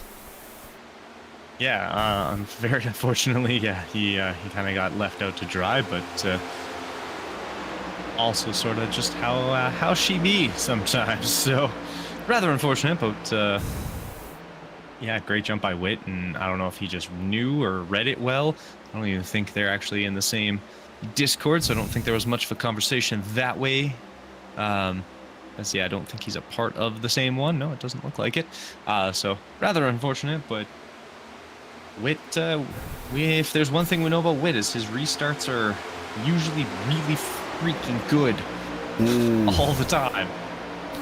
Absolutely, I do agree. He's normally up there with the best of them with the way that he restarts these races. But you can see the group of cars on the left-hand side now, just with starting down here with Seth, who's got TJ coming up, with Burrell, Brusso, Norberg's in there, Murphy's in there, Ross is in there, McLaughlin, Carlson. Brusso just introduces that NASA liveried machine into the wall. There's another yellow flag and another Australian. What has he been? Oh no, that wasn't the Australian. I apologize, Mr. Pegg. Brusso off the wall, straight into Williams. Ouch. Yeah, that's not good. Yeah, it looks like Brusso punctured the wall, in bro. the wall. Yeah, he kind of got stuck in the wall here. And then when he finally came off the second... Oh, I think that messed up his tire. I think he actually... Oh, hey, cool. I didn't realize that Texas had those lights on the thing. Yeah, they're pretty cool. Yeah, that's nice. That's a good touch. Anyway, Brusso looked like he kind of... When he hit the wall the first time, I think it might have bent something in the car. Caused it to get a little loose. Which unfortunately made it hard for him to steer, and then he hit the other wall, and then once he finally got off of that wall, it just... I'm wondering as well if there was a little love tap from the 69 just about there. Oh, TJ full force into him. Yeah, that's not going to help. Nowhere he could go. Comes round. Watch, there's Williams. Uh-oh. Bang. Ouch. 15 to go. Would you go in and take your final set?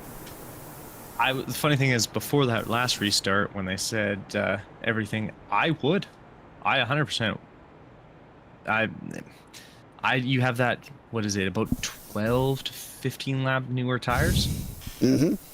Yes, it's going to cost you some positions, but if this goes green the rest of the race, you're going to have that little bit of an advantage near the end, because those tires are going to be about 40 laps old by the time they get towards the end here, and everyone else's is going to be around, or yours would be around 30.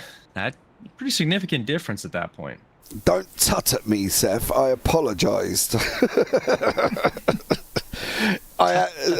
The first thing that come up under my yellow flag notification was Seth Pegg went off track, okay? So don't even go there, unfortunately. Don't tut at me, young man. God, blimey. Funny. No, it's not funny. Entertaining, then? Maybe. Go with that one. Yeah, okay. Okay. Right. Evasive action. Yes, I've worked it out now. I'll tell you what, let's have a chat with somebody we haven't spoken to before. Where is he? Here he is. Pop him in the waiting room. Let him know that it's going to be coming in here as well. Let's have a quick chat with your 41 machine, Mr. Jason Taylor. Jason, you got me? Boys! Jason, how are you? Hi! How's it going? Oh, I'm doing... it's been a struggle today. Made some mistakes. Put myself at the back of the pack twice after gaining a lot of ground, so just trying to get it all back and get up there and try to compete. What's the aim? You got 14 to go. You're sitting in 8th. 3 wide. Okay, cool. No tires? You didn't go in? Nah, we ain't got no tires, man. They're gone. You got no, They're on the car. have you got none left? No, we just got the rubber we got. Okay, bud. Well, this is going to be an interesting one. Where do you? Yeah, it's gonna be wild. I want to take home a dub for the home track, but there's a lot of work to do. So hopefully I don't mess up too bad. Hopefully I get there. That would be great. So we'll just see. We'll see what we can do. All right, just don't lift. 3 wide is definitely an option. Yeah, don't lift turn 1 and see where you end up. Yeah, I didn't on that last restart. Went 14th to 8th. Yeah, So- I think that's the scariest thing I found with Texas riding it earlier. Straight after the restart is whether or not to attack turn 1 and 2 full flat and seeing how you come out the other side. Yeah, just hopefully it sticks. Front tires don't slide. That's the dream. Well, you keep living the dream, dear sir. Good luck on where you're at the moment. Going from 8th. I think it's going to be tough, man. Holterman and Witt and Stottner have looked so fast today. Yeah, I just haven't. I got there at the end of the stage, right? But then I messed up on pit road. I blew my pit stall, so I didn't get a chance to go race them. Looking forward to it, but let's see if I can get it done. All right, man. Have a good one. About to go green. Thank you. Take care, buddy. Thank you. Right. Well, there you go. That's the number 41 Ford there. I want to see what happens here, because I'll tell you what, if Stottner misses this start again here, Kenton, he is in trouble. Yes, that'll definitely add some interesting conversations. Right, very quickly, I think, if he does end up missing this. Because I want to say that Halterman is orange tire or orange wheel, because he does have the bright orange wheels. So I think he's actually a part of that group. Obviously, it's hard to say because they're not in everything, but it looks like possibly. Okay. Maybe I'm wrong. I don't know. Unfortunately, when we've asked them to fill out the driver's app for SDK, it hasn't always been done. But let's see whether or not Holterman could get away. Oh, he didn't get. Witt got him straight away. Do you see that? Straight off the line. Down so fast. Yeah, straight down. Blocked him off. Straight away. Stottner's now got the run on the inside. He's sticking. Kritz is coming through as well. Now Witt, although he got the restart, did not get it after that. Kritz is bumping Stottner along. For how long now, as we're into the final 12 here?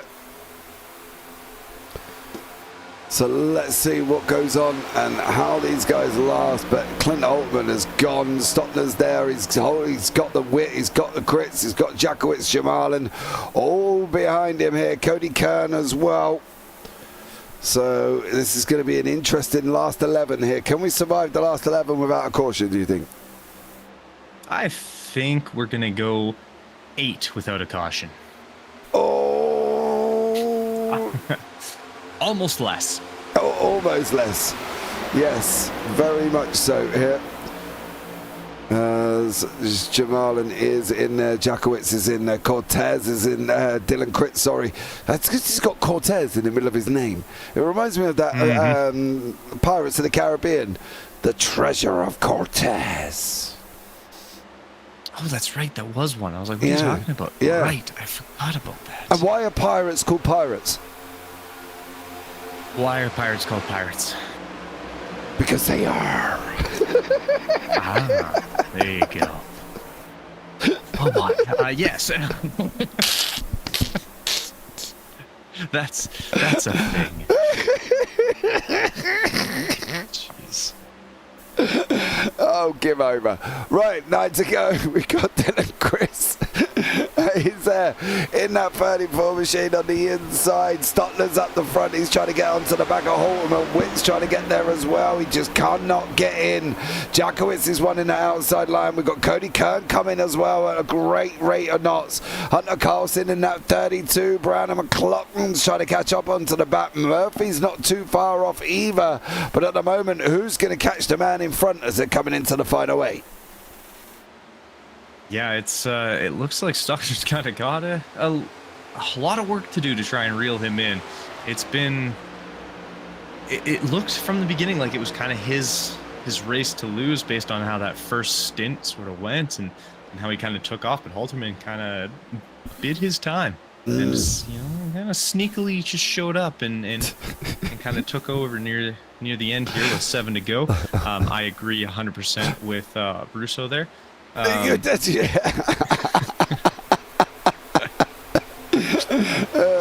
fantastic nonetheless. Jeez. Final six. Stotner's broken away. Halterman's broken away. Kritz is there. Witt's there. Taylor's there. He's trying his hardest. He's reaching out. He's up the top 5. He's 18 up on where he was at the beginning. He just gives Witt a little bit of a bump, a little bit of a hip check. They're running tire to tire. Taylor and Witt are still going. They're still banging.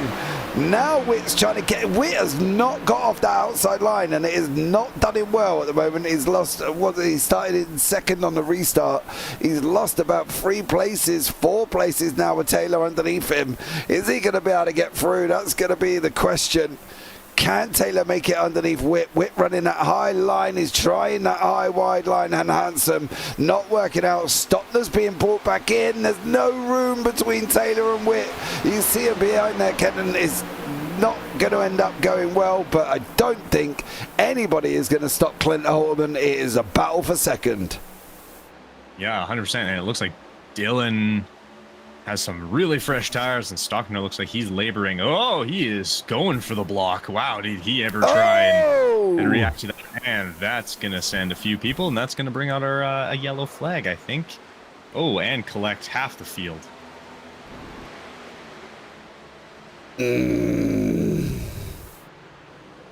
That'll be very interesting. That's we need to go back. I as much as I don't want to say it, but I kind of want to say it.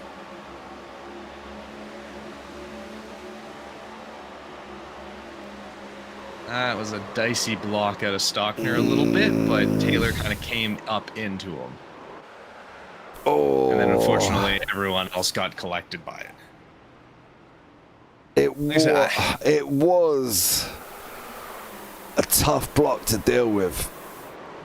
It was, but I mean, he did get away from it, and there was no contact, and then Taylor came back up afterwards. So it's kind of one of those things where it's like, eh. Do we think the block... that it's always risky when you're going to throw a block at somebody, and it is, because it's definitely it's reactive more than proactive. No, it's not proactive. Oh, I thought you meant a block. Yes, blocks are meant to be proactive, but yeah, that was a little reactive. Yeah, that wasn't a proactive block, and unfortunately for Nick, is now probably cost himself the race win from a reactive block with 3 to go. Yeah, unfortunately, I think that is the case there. That was, yeah. It's one of those unfortunate ones where it's like it could have been dealt with differently from a few different spots. Like I said, Taylor kind of came back up into him. Did it? Out. What do you mean? Those are noises. What do you do? Hold on. What do you know? Right there. So yeah. No, I know. So he comes out and he gets up behind him, realizes he's going slower, tries to go down. That's where he reacts. But look there. It's separated. But then he can't go anywhere else. He could have stayed low. He could have stayed lower. He is. Lower to where? What do you want him to do? Where? Go and get a blinking hot dog from the stand? He could have stayed along the line. That's my point. Yeah, but right where John Malin is right now is where he could have stayed. And unfortunately, he came a little bit up. Look, you can see he's off the line. Yeah, but he had a little bit of space. I'm not saying he is in fault for it. I'm just saying he could have avoided it just a bit. Like right here, see, he's going right. Yeah, but he comes further off that line. But Stockner's coming down. Yes, my point was he could have stayed a little bit lower. I'm not saying it was it's his fault. I'm just saying it's like he could have stayed a little lower on that. It is, I think, Stockner just came down a little too much and didn't leave him any space, but he could have stayed a touch lower, is all I'm saying. Brad is back on the lead lap. Go, Brad. I am breathing. Go, Brad. KJ there, that was dirty. Peggle's pro move, and Mr. Spainhouse Senior encouraging you to say whatever you were going to say. I just saw that. So, he just wants me to get in trouble. Oh, really? Really? See? There. See? Terry Spienauer Senior. I agree. I was, again, not saying it was Taylor's fault. I'm just saying he had space lower. Yeah, but what I don't get is when a car is coming down on you, right? How low do you need to go before that car on the outside thinks, actually, do you know what? I better pull out of this. Oh, 100%. He should have stayed out of it.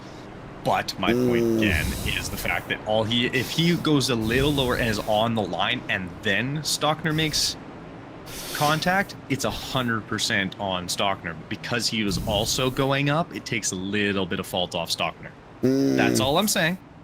Yeah, maybe. KJ, helmets might be thrown in the pits. I tell you what, if Kenton's going to carry on, there's going to be microphones thrown up here in the booth. I can tell you that much. So there we go. I'm already fired. I won't be back next week. I'm thinking Brusso's already put in there that I'm tin-tacked for next week anyway. So there we go. You know, I don't know who else will be here, but yeah, by the sounds of it, I'm out the door. Sorry, everyone. P45. It's been a pleasure for the last year. Right. Free to go. Holtman's looking quick. Who's going to be able to break away? Who's going to be able to stop Holtman? Kritz has got some pace on him, but can Kritz, has he got the problem is has he got the rubber underneath him to be able to contend with what Holtman's up to? I don't know. It looked like Kritz had some pretty good tires. He's getting a little bumps from John Malin here, or Jay Malin on the safety car, and how do you say his name? Pretty good tire left. How do you say his name? I don't know. Okay, here we go. Well, let's see what's going to go on. The restart's going to happen. Taylor's in there again. He's moved his way. Oh, brother. Nope. Did not get that jump on that start there. Holtman did.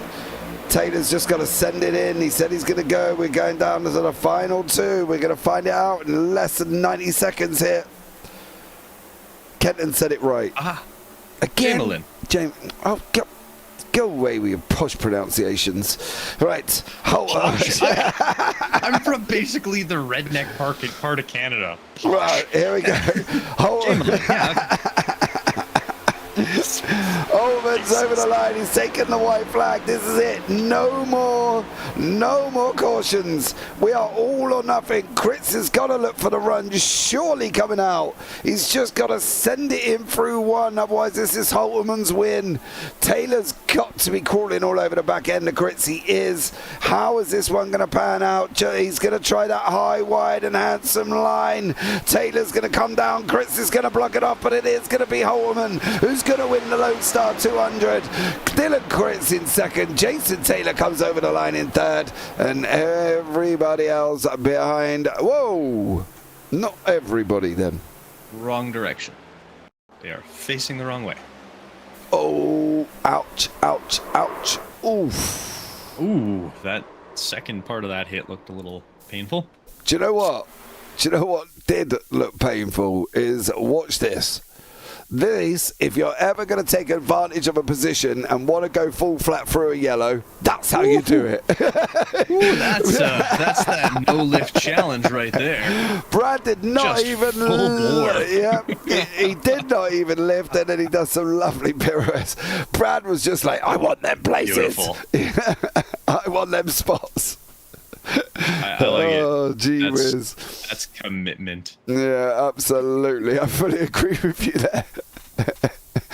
Clint Holman is your winner with Dylan Gritz in second. Jason Taylor did wrap up the third place there. And Andrew Jamalin in fourth with Hunter Carlson in fifth. Seth Pegg sixth. Noel Jackowitz seventh. Calvin Ross in eighth. Strada in ninth. Andrew Burrell in 10th. Nicholas Stottner in 11th. Brandon McLaughlin 12th. Matthew Norberg 13th. Terry Murphy 14th.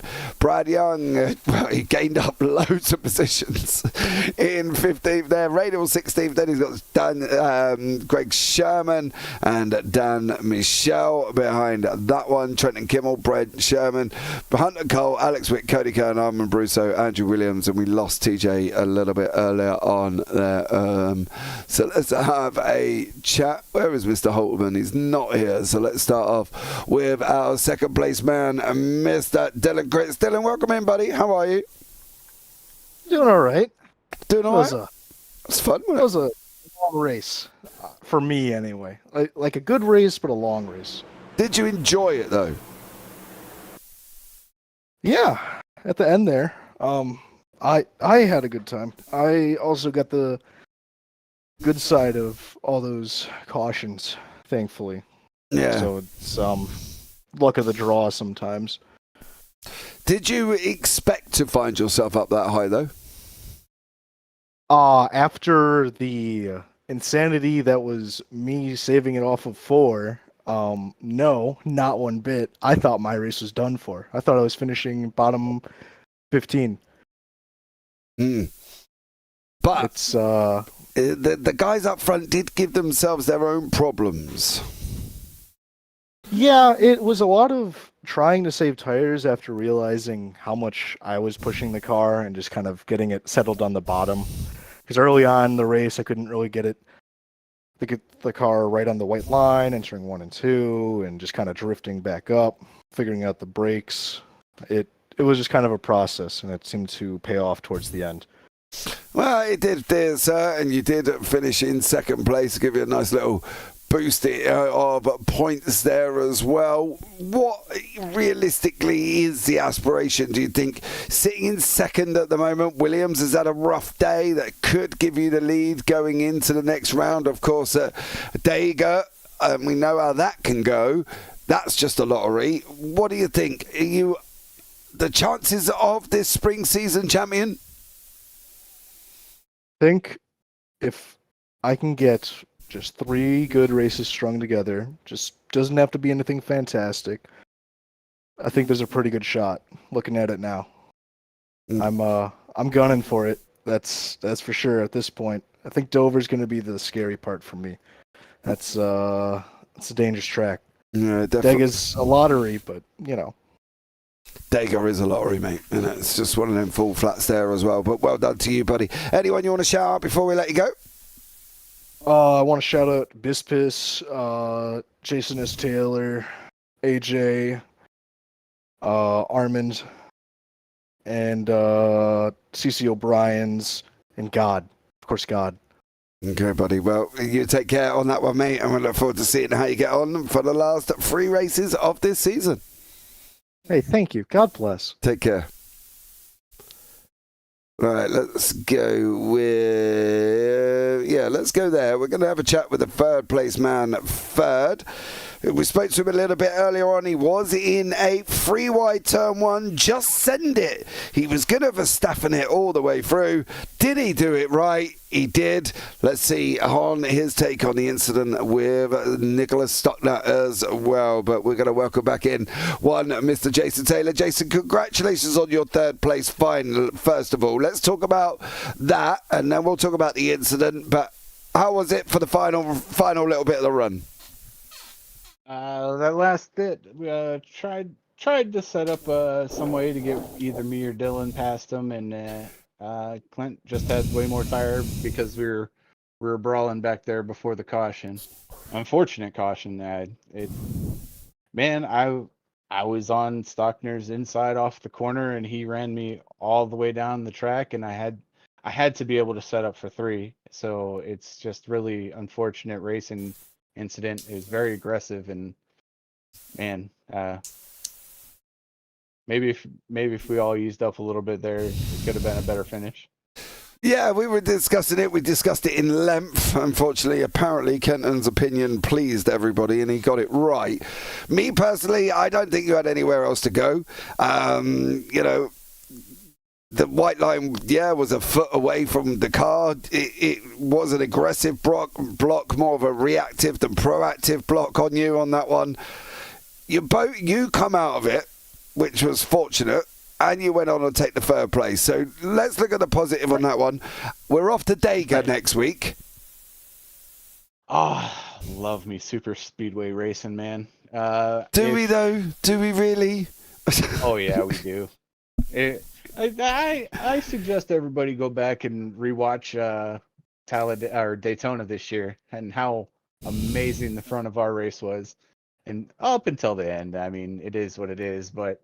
We were hauling the mail at Daytona. Me and Dylan, and I can't quite remember who the 3rd person was. I'm surprised you remember that far back, to be fair. I'm 9 rounds in. I barely remember what happened last week at Martinsville. So, you know, the fact that you're remembering that far.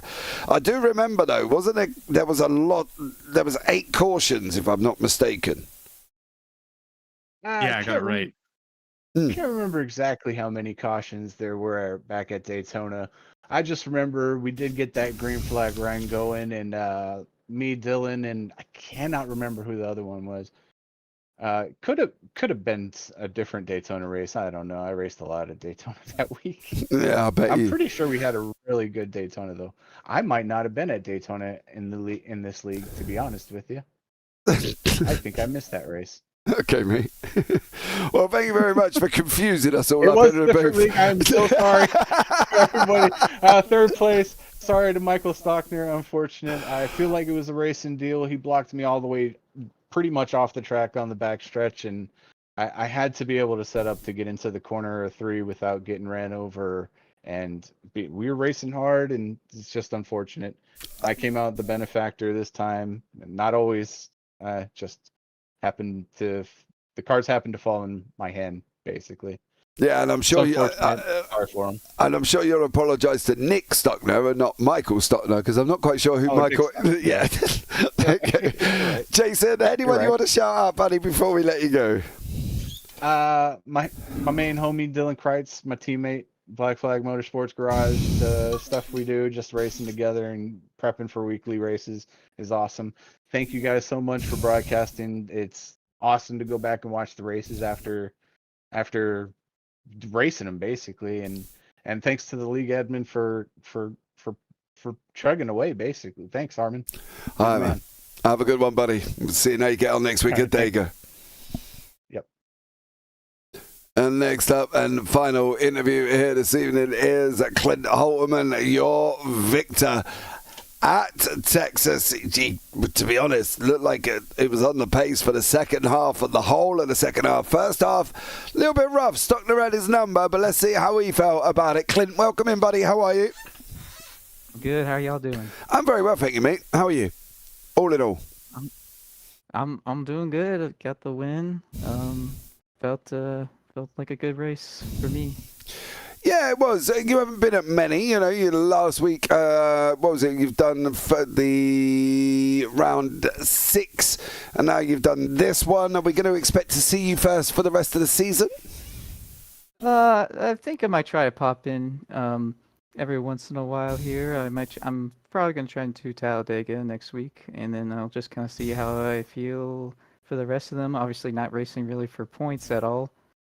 So just kind of popping in and seeing how it does, and then maybe going. We'll see about next season about doing full time or not. But yeah, just kind of popping in, trying to have some fun. It's been fun for me so far. I'm 2 for 2, so I don't think that's gonna stay. That's not gonna keep up, obviously. But it's been fun. Yeah, it has, and I think that's the thing. You've got to come in and enjoy it. Let's be real. We all want to end up at Dega, right? Everybody wants to go full flat and see how many cautions we can get. But I think for you going forward, obviously title aspirations a little bit out the window this season. How are you fixed in general coming in to the series after that? Because we've got 3 more seasons to go before we obviously get down to the tri-season finale as such at Phoenix.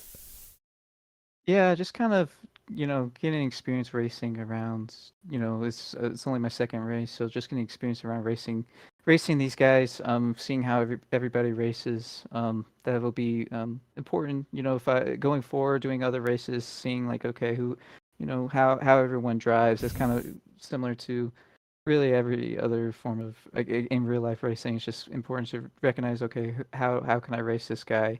So that's really my main goal. Especially just finishing whatever races I do this season, just seeing, okay, how does everyone race, and then just seeing really general what my pace is. I think here and then at Richmond, we've gotten some green flag running, and I think it's helped me a little bit. I've been able to save the tires a little bit better than some of the people I've been racing around, and I think that's helped me with my pace. But yeah, just trying to learn how everyone drives. I haven't raced this car at all these tracks. I've never raced Texas this combination before, so it's just interesting to see what it's like. Yeah, I think that's the thing. It will be a good one, I'm sure. But Clint, is there anyone else you want to shout out before we let you go here this evening? I just want to shout out the Orange Wheel Racing guys for suggesting the league and bringing me in, and I had fun. And shout out to y'all for putting on the race. It was a lot of fun. Yeah, well, thanks so much for joining us, everybody, and we look forward to seeing you hopefully next week at Dega. All right, take care. Guys. Well, there you go, Kenton. Another race done from the BSC. We are off to the wonderful world of Talladega next week. This is going to be good. This is It'll be okay, won't it? That'll be great. It's going to be fantastic. It's going to be next level awesome. Okay, well, there you go. That's Kenton's enthusiasm. Thank you so much for joining us here as well. I didn't say good or awesome, but it'll be next level awesome. Well, yeah, don't know which way it's going to go. But for now, guys, that's going to wrap it up. Thank you so much for joining us as always. And much love again to that Spain Hour massive, the Spain Hour family that comes in and supports us every single week. It is absolutely amazing. And again, sympathies with Papa Jean Neely, who passed away this morning. And much love to every single one of you. So for now, guys, as always, on that note, take care. Try and smile. Good night.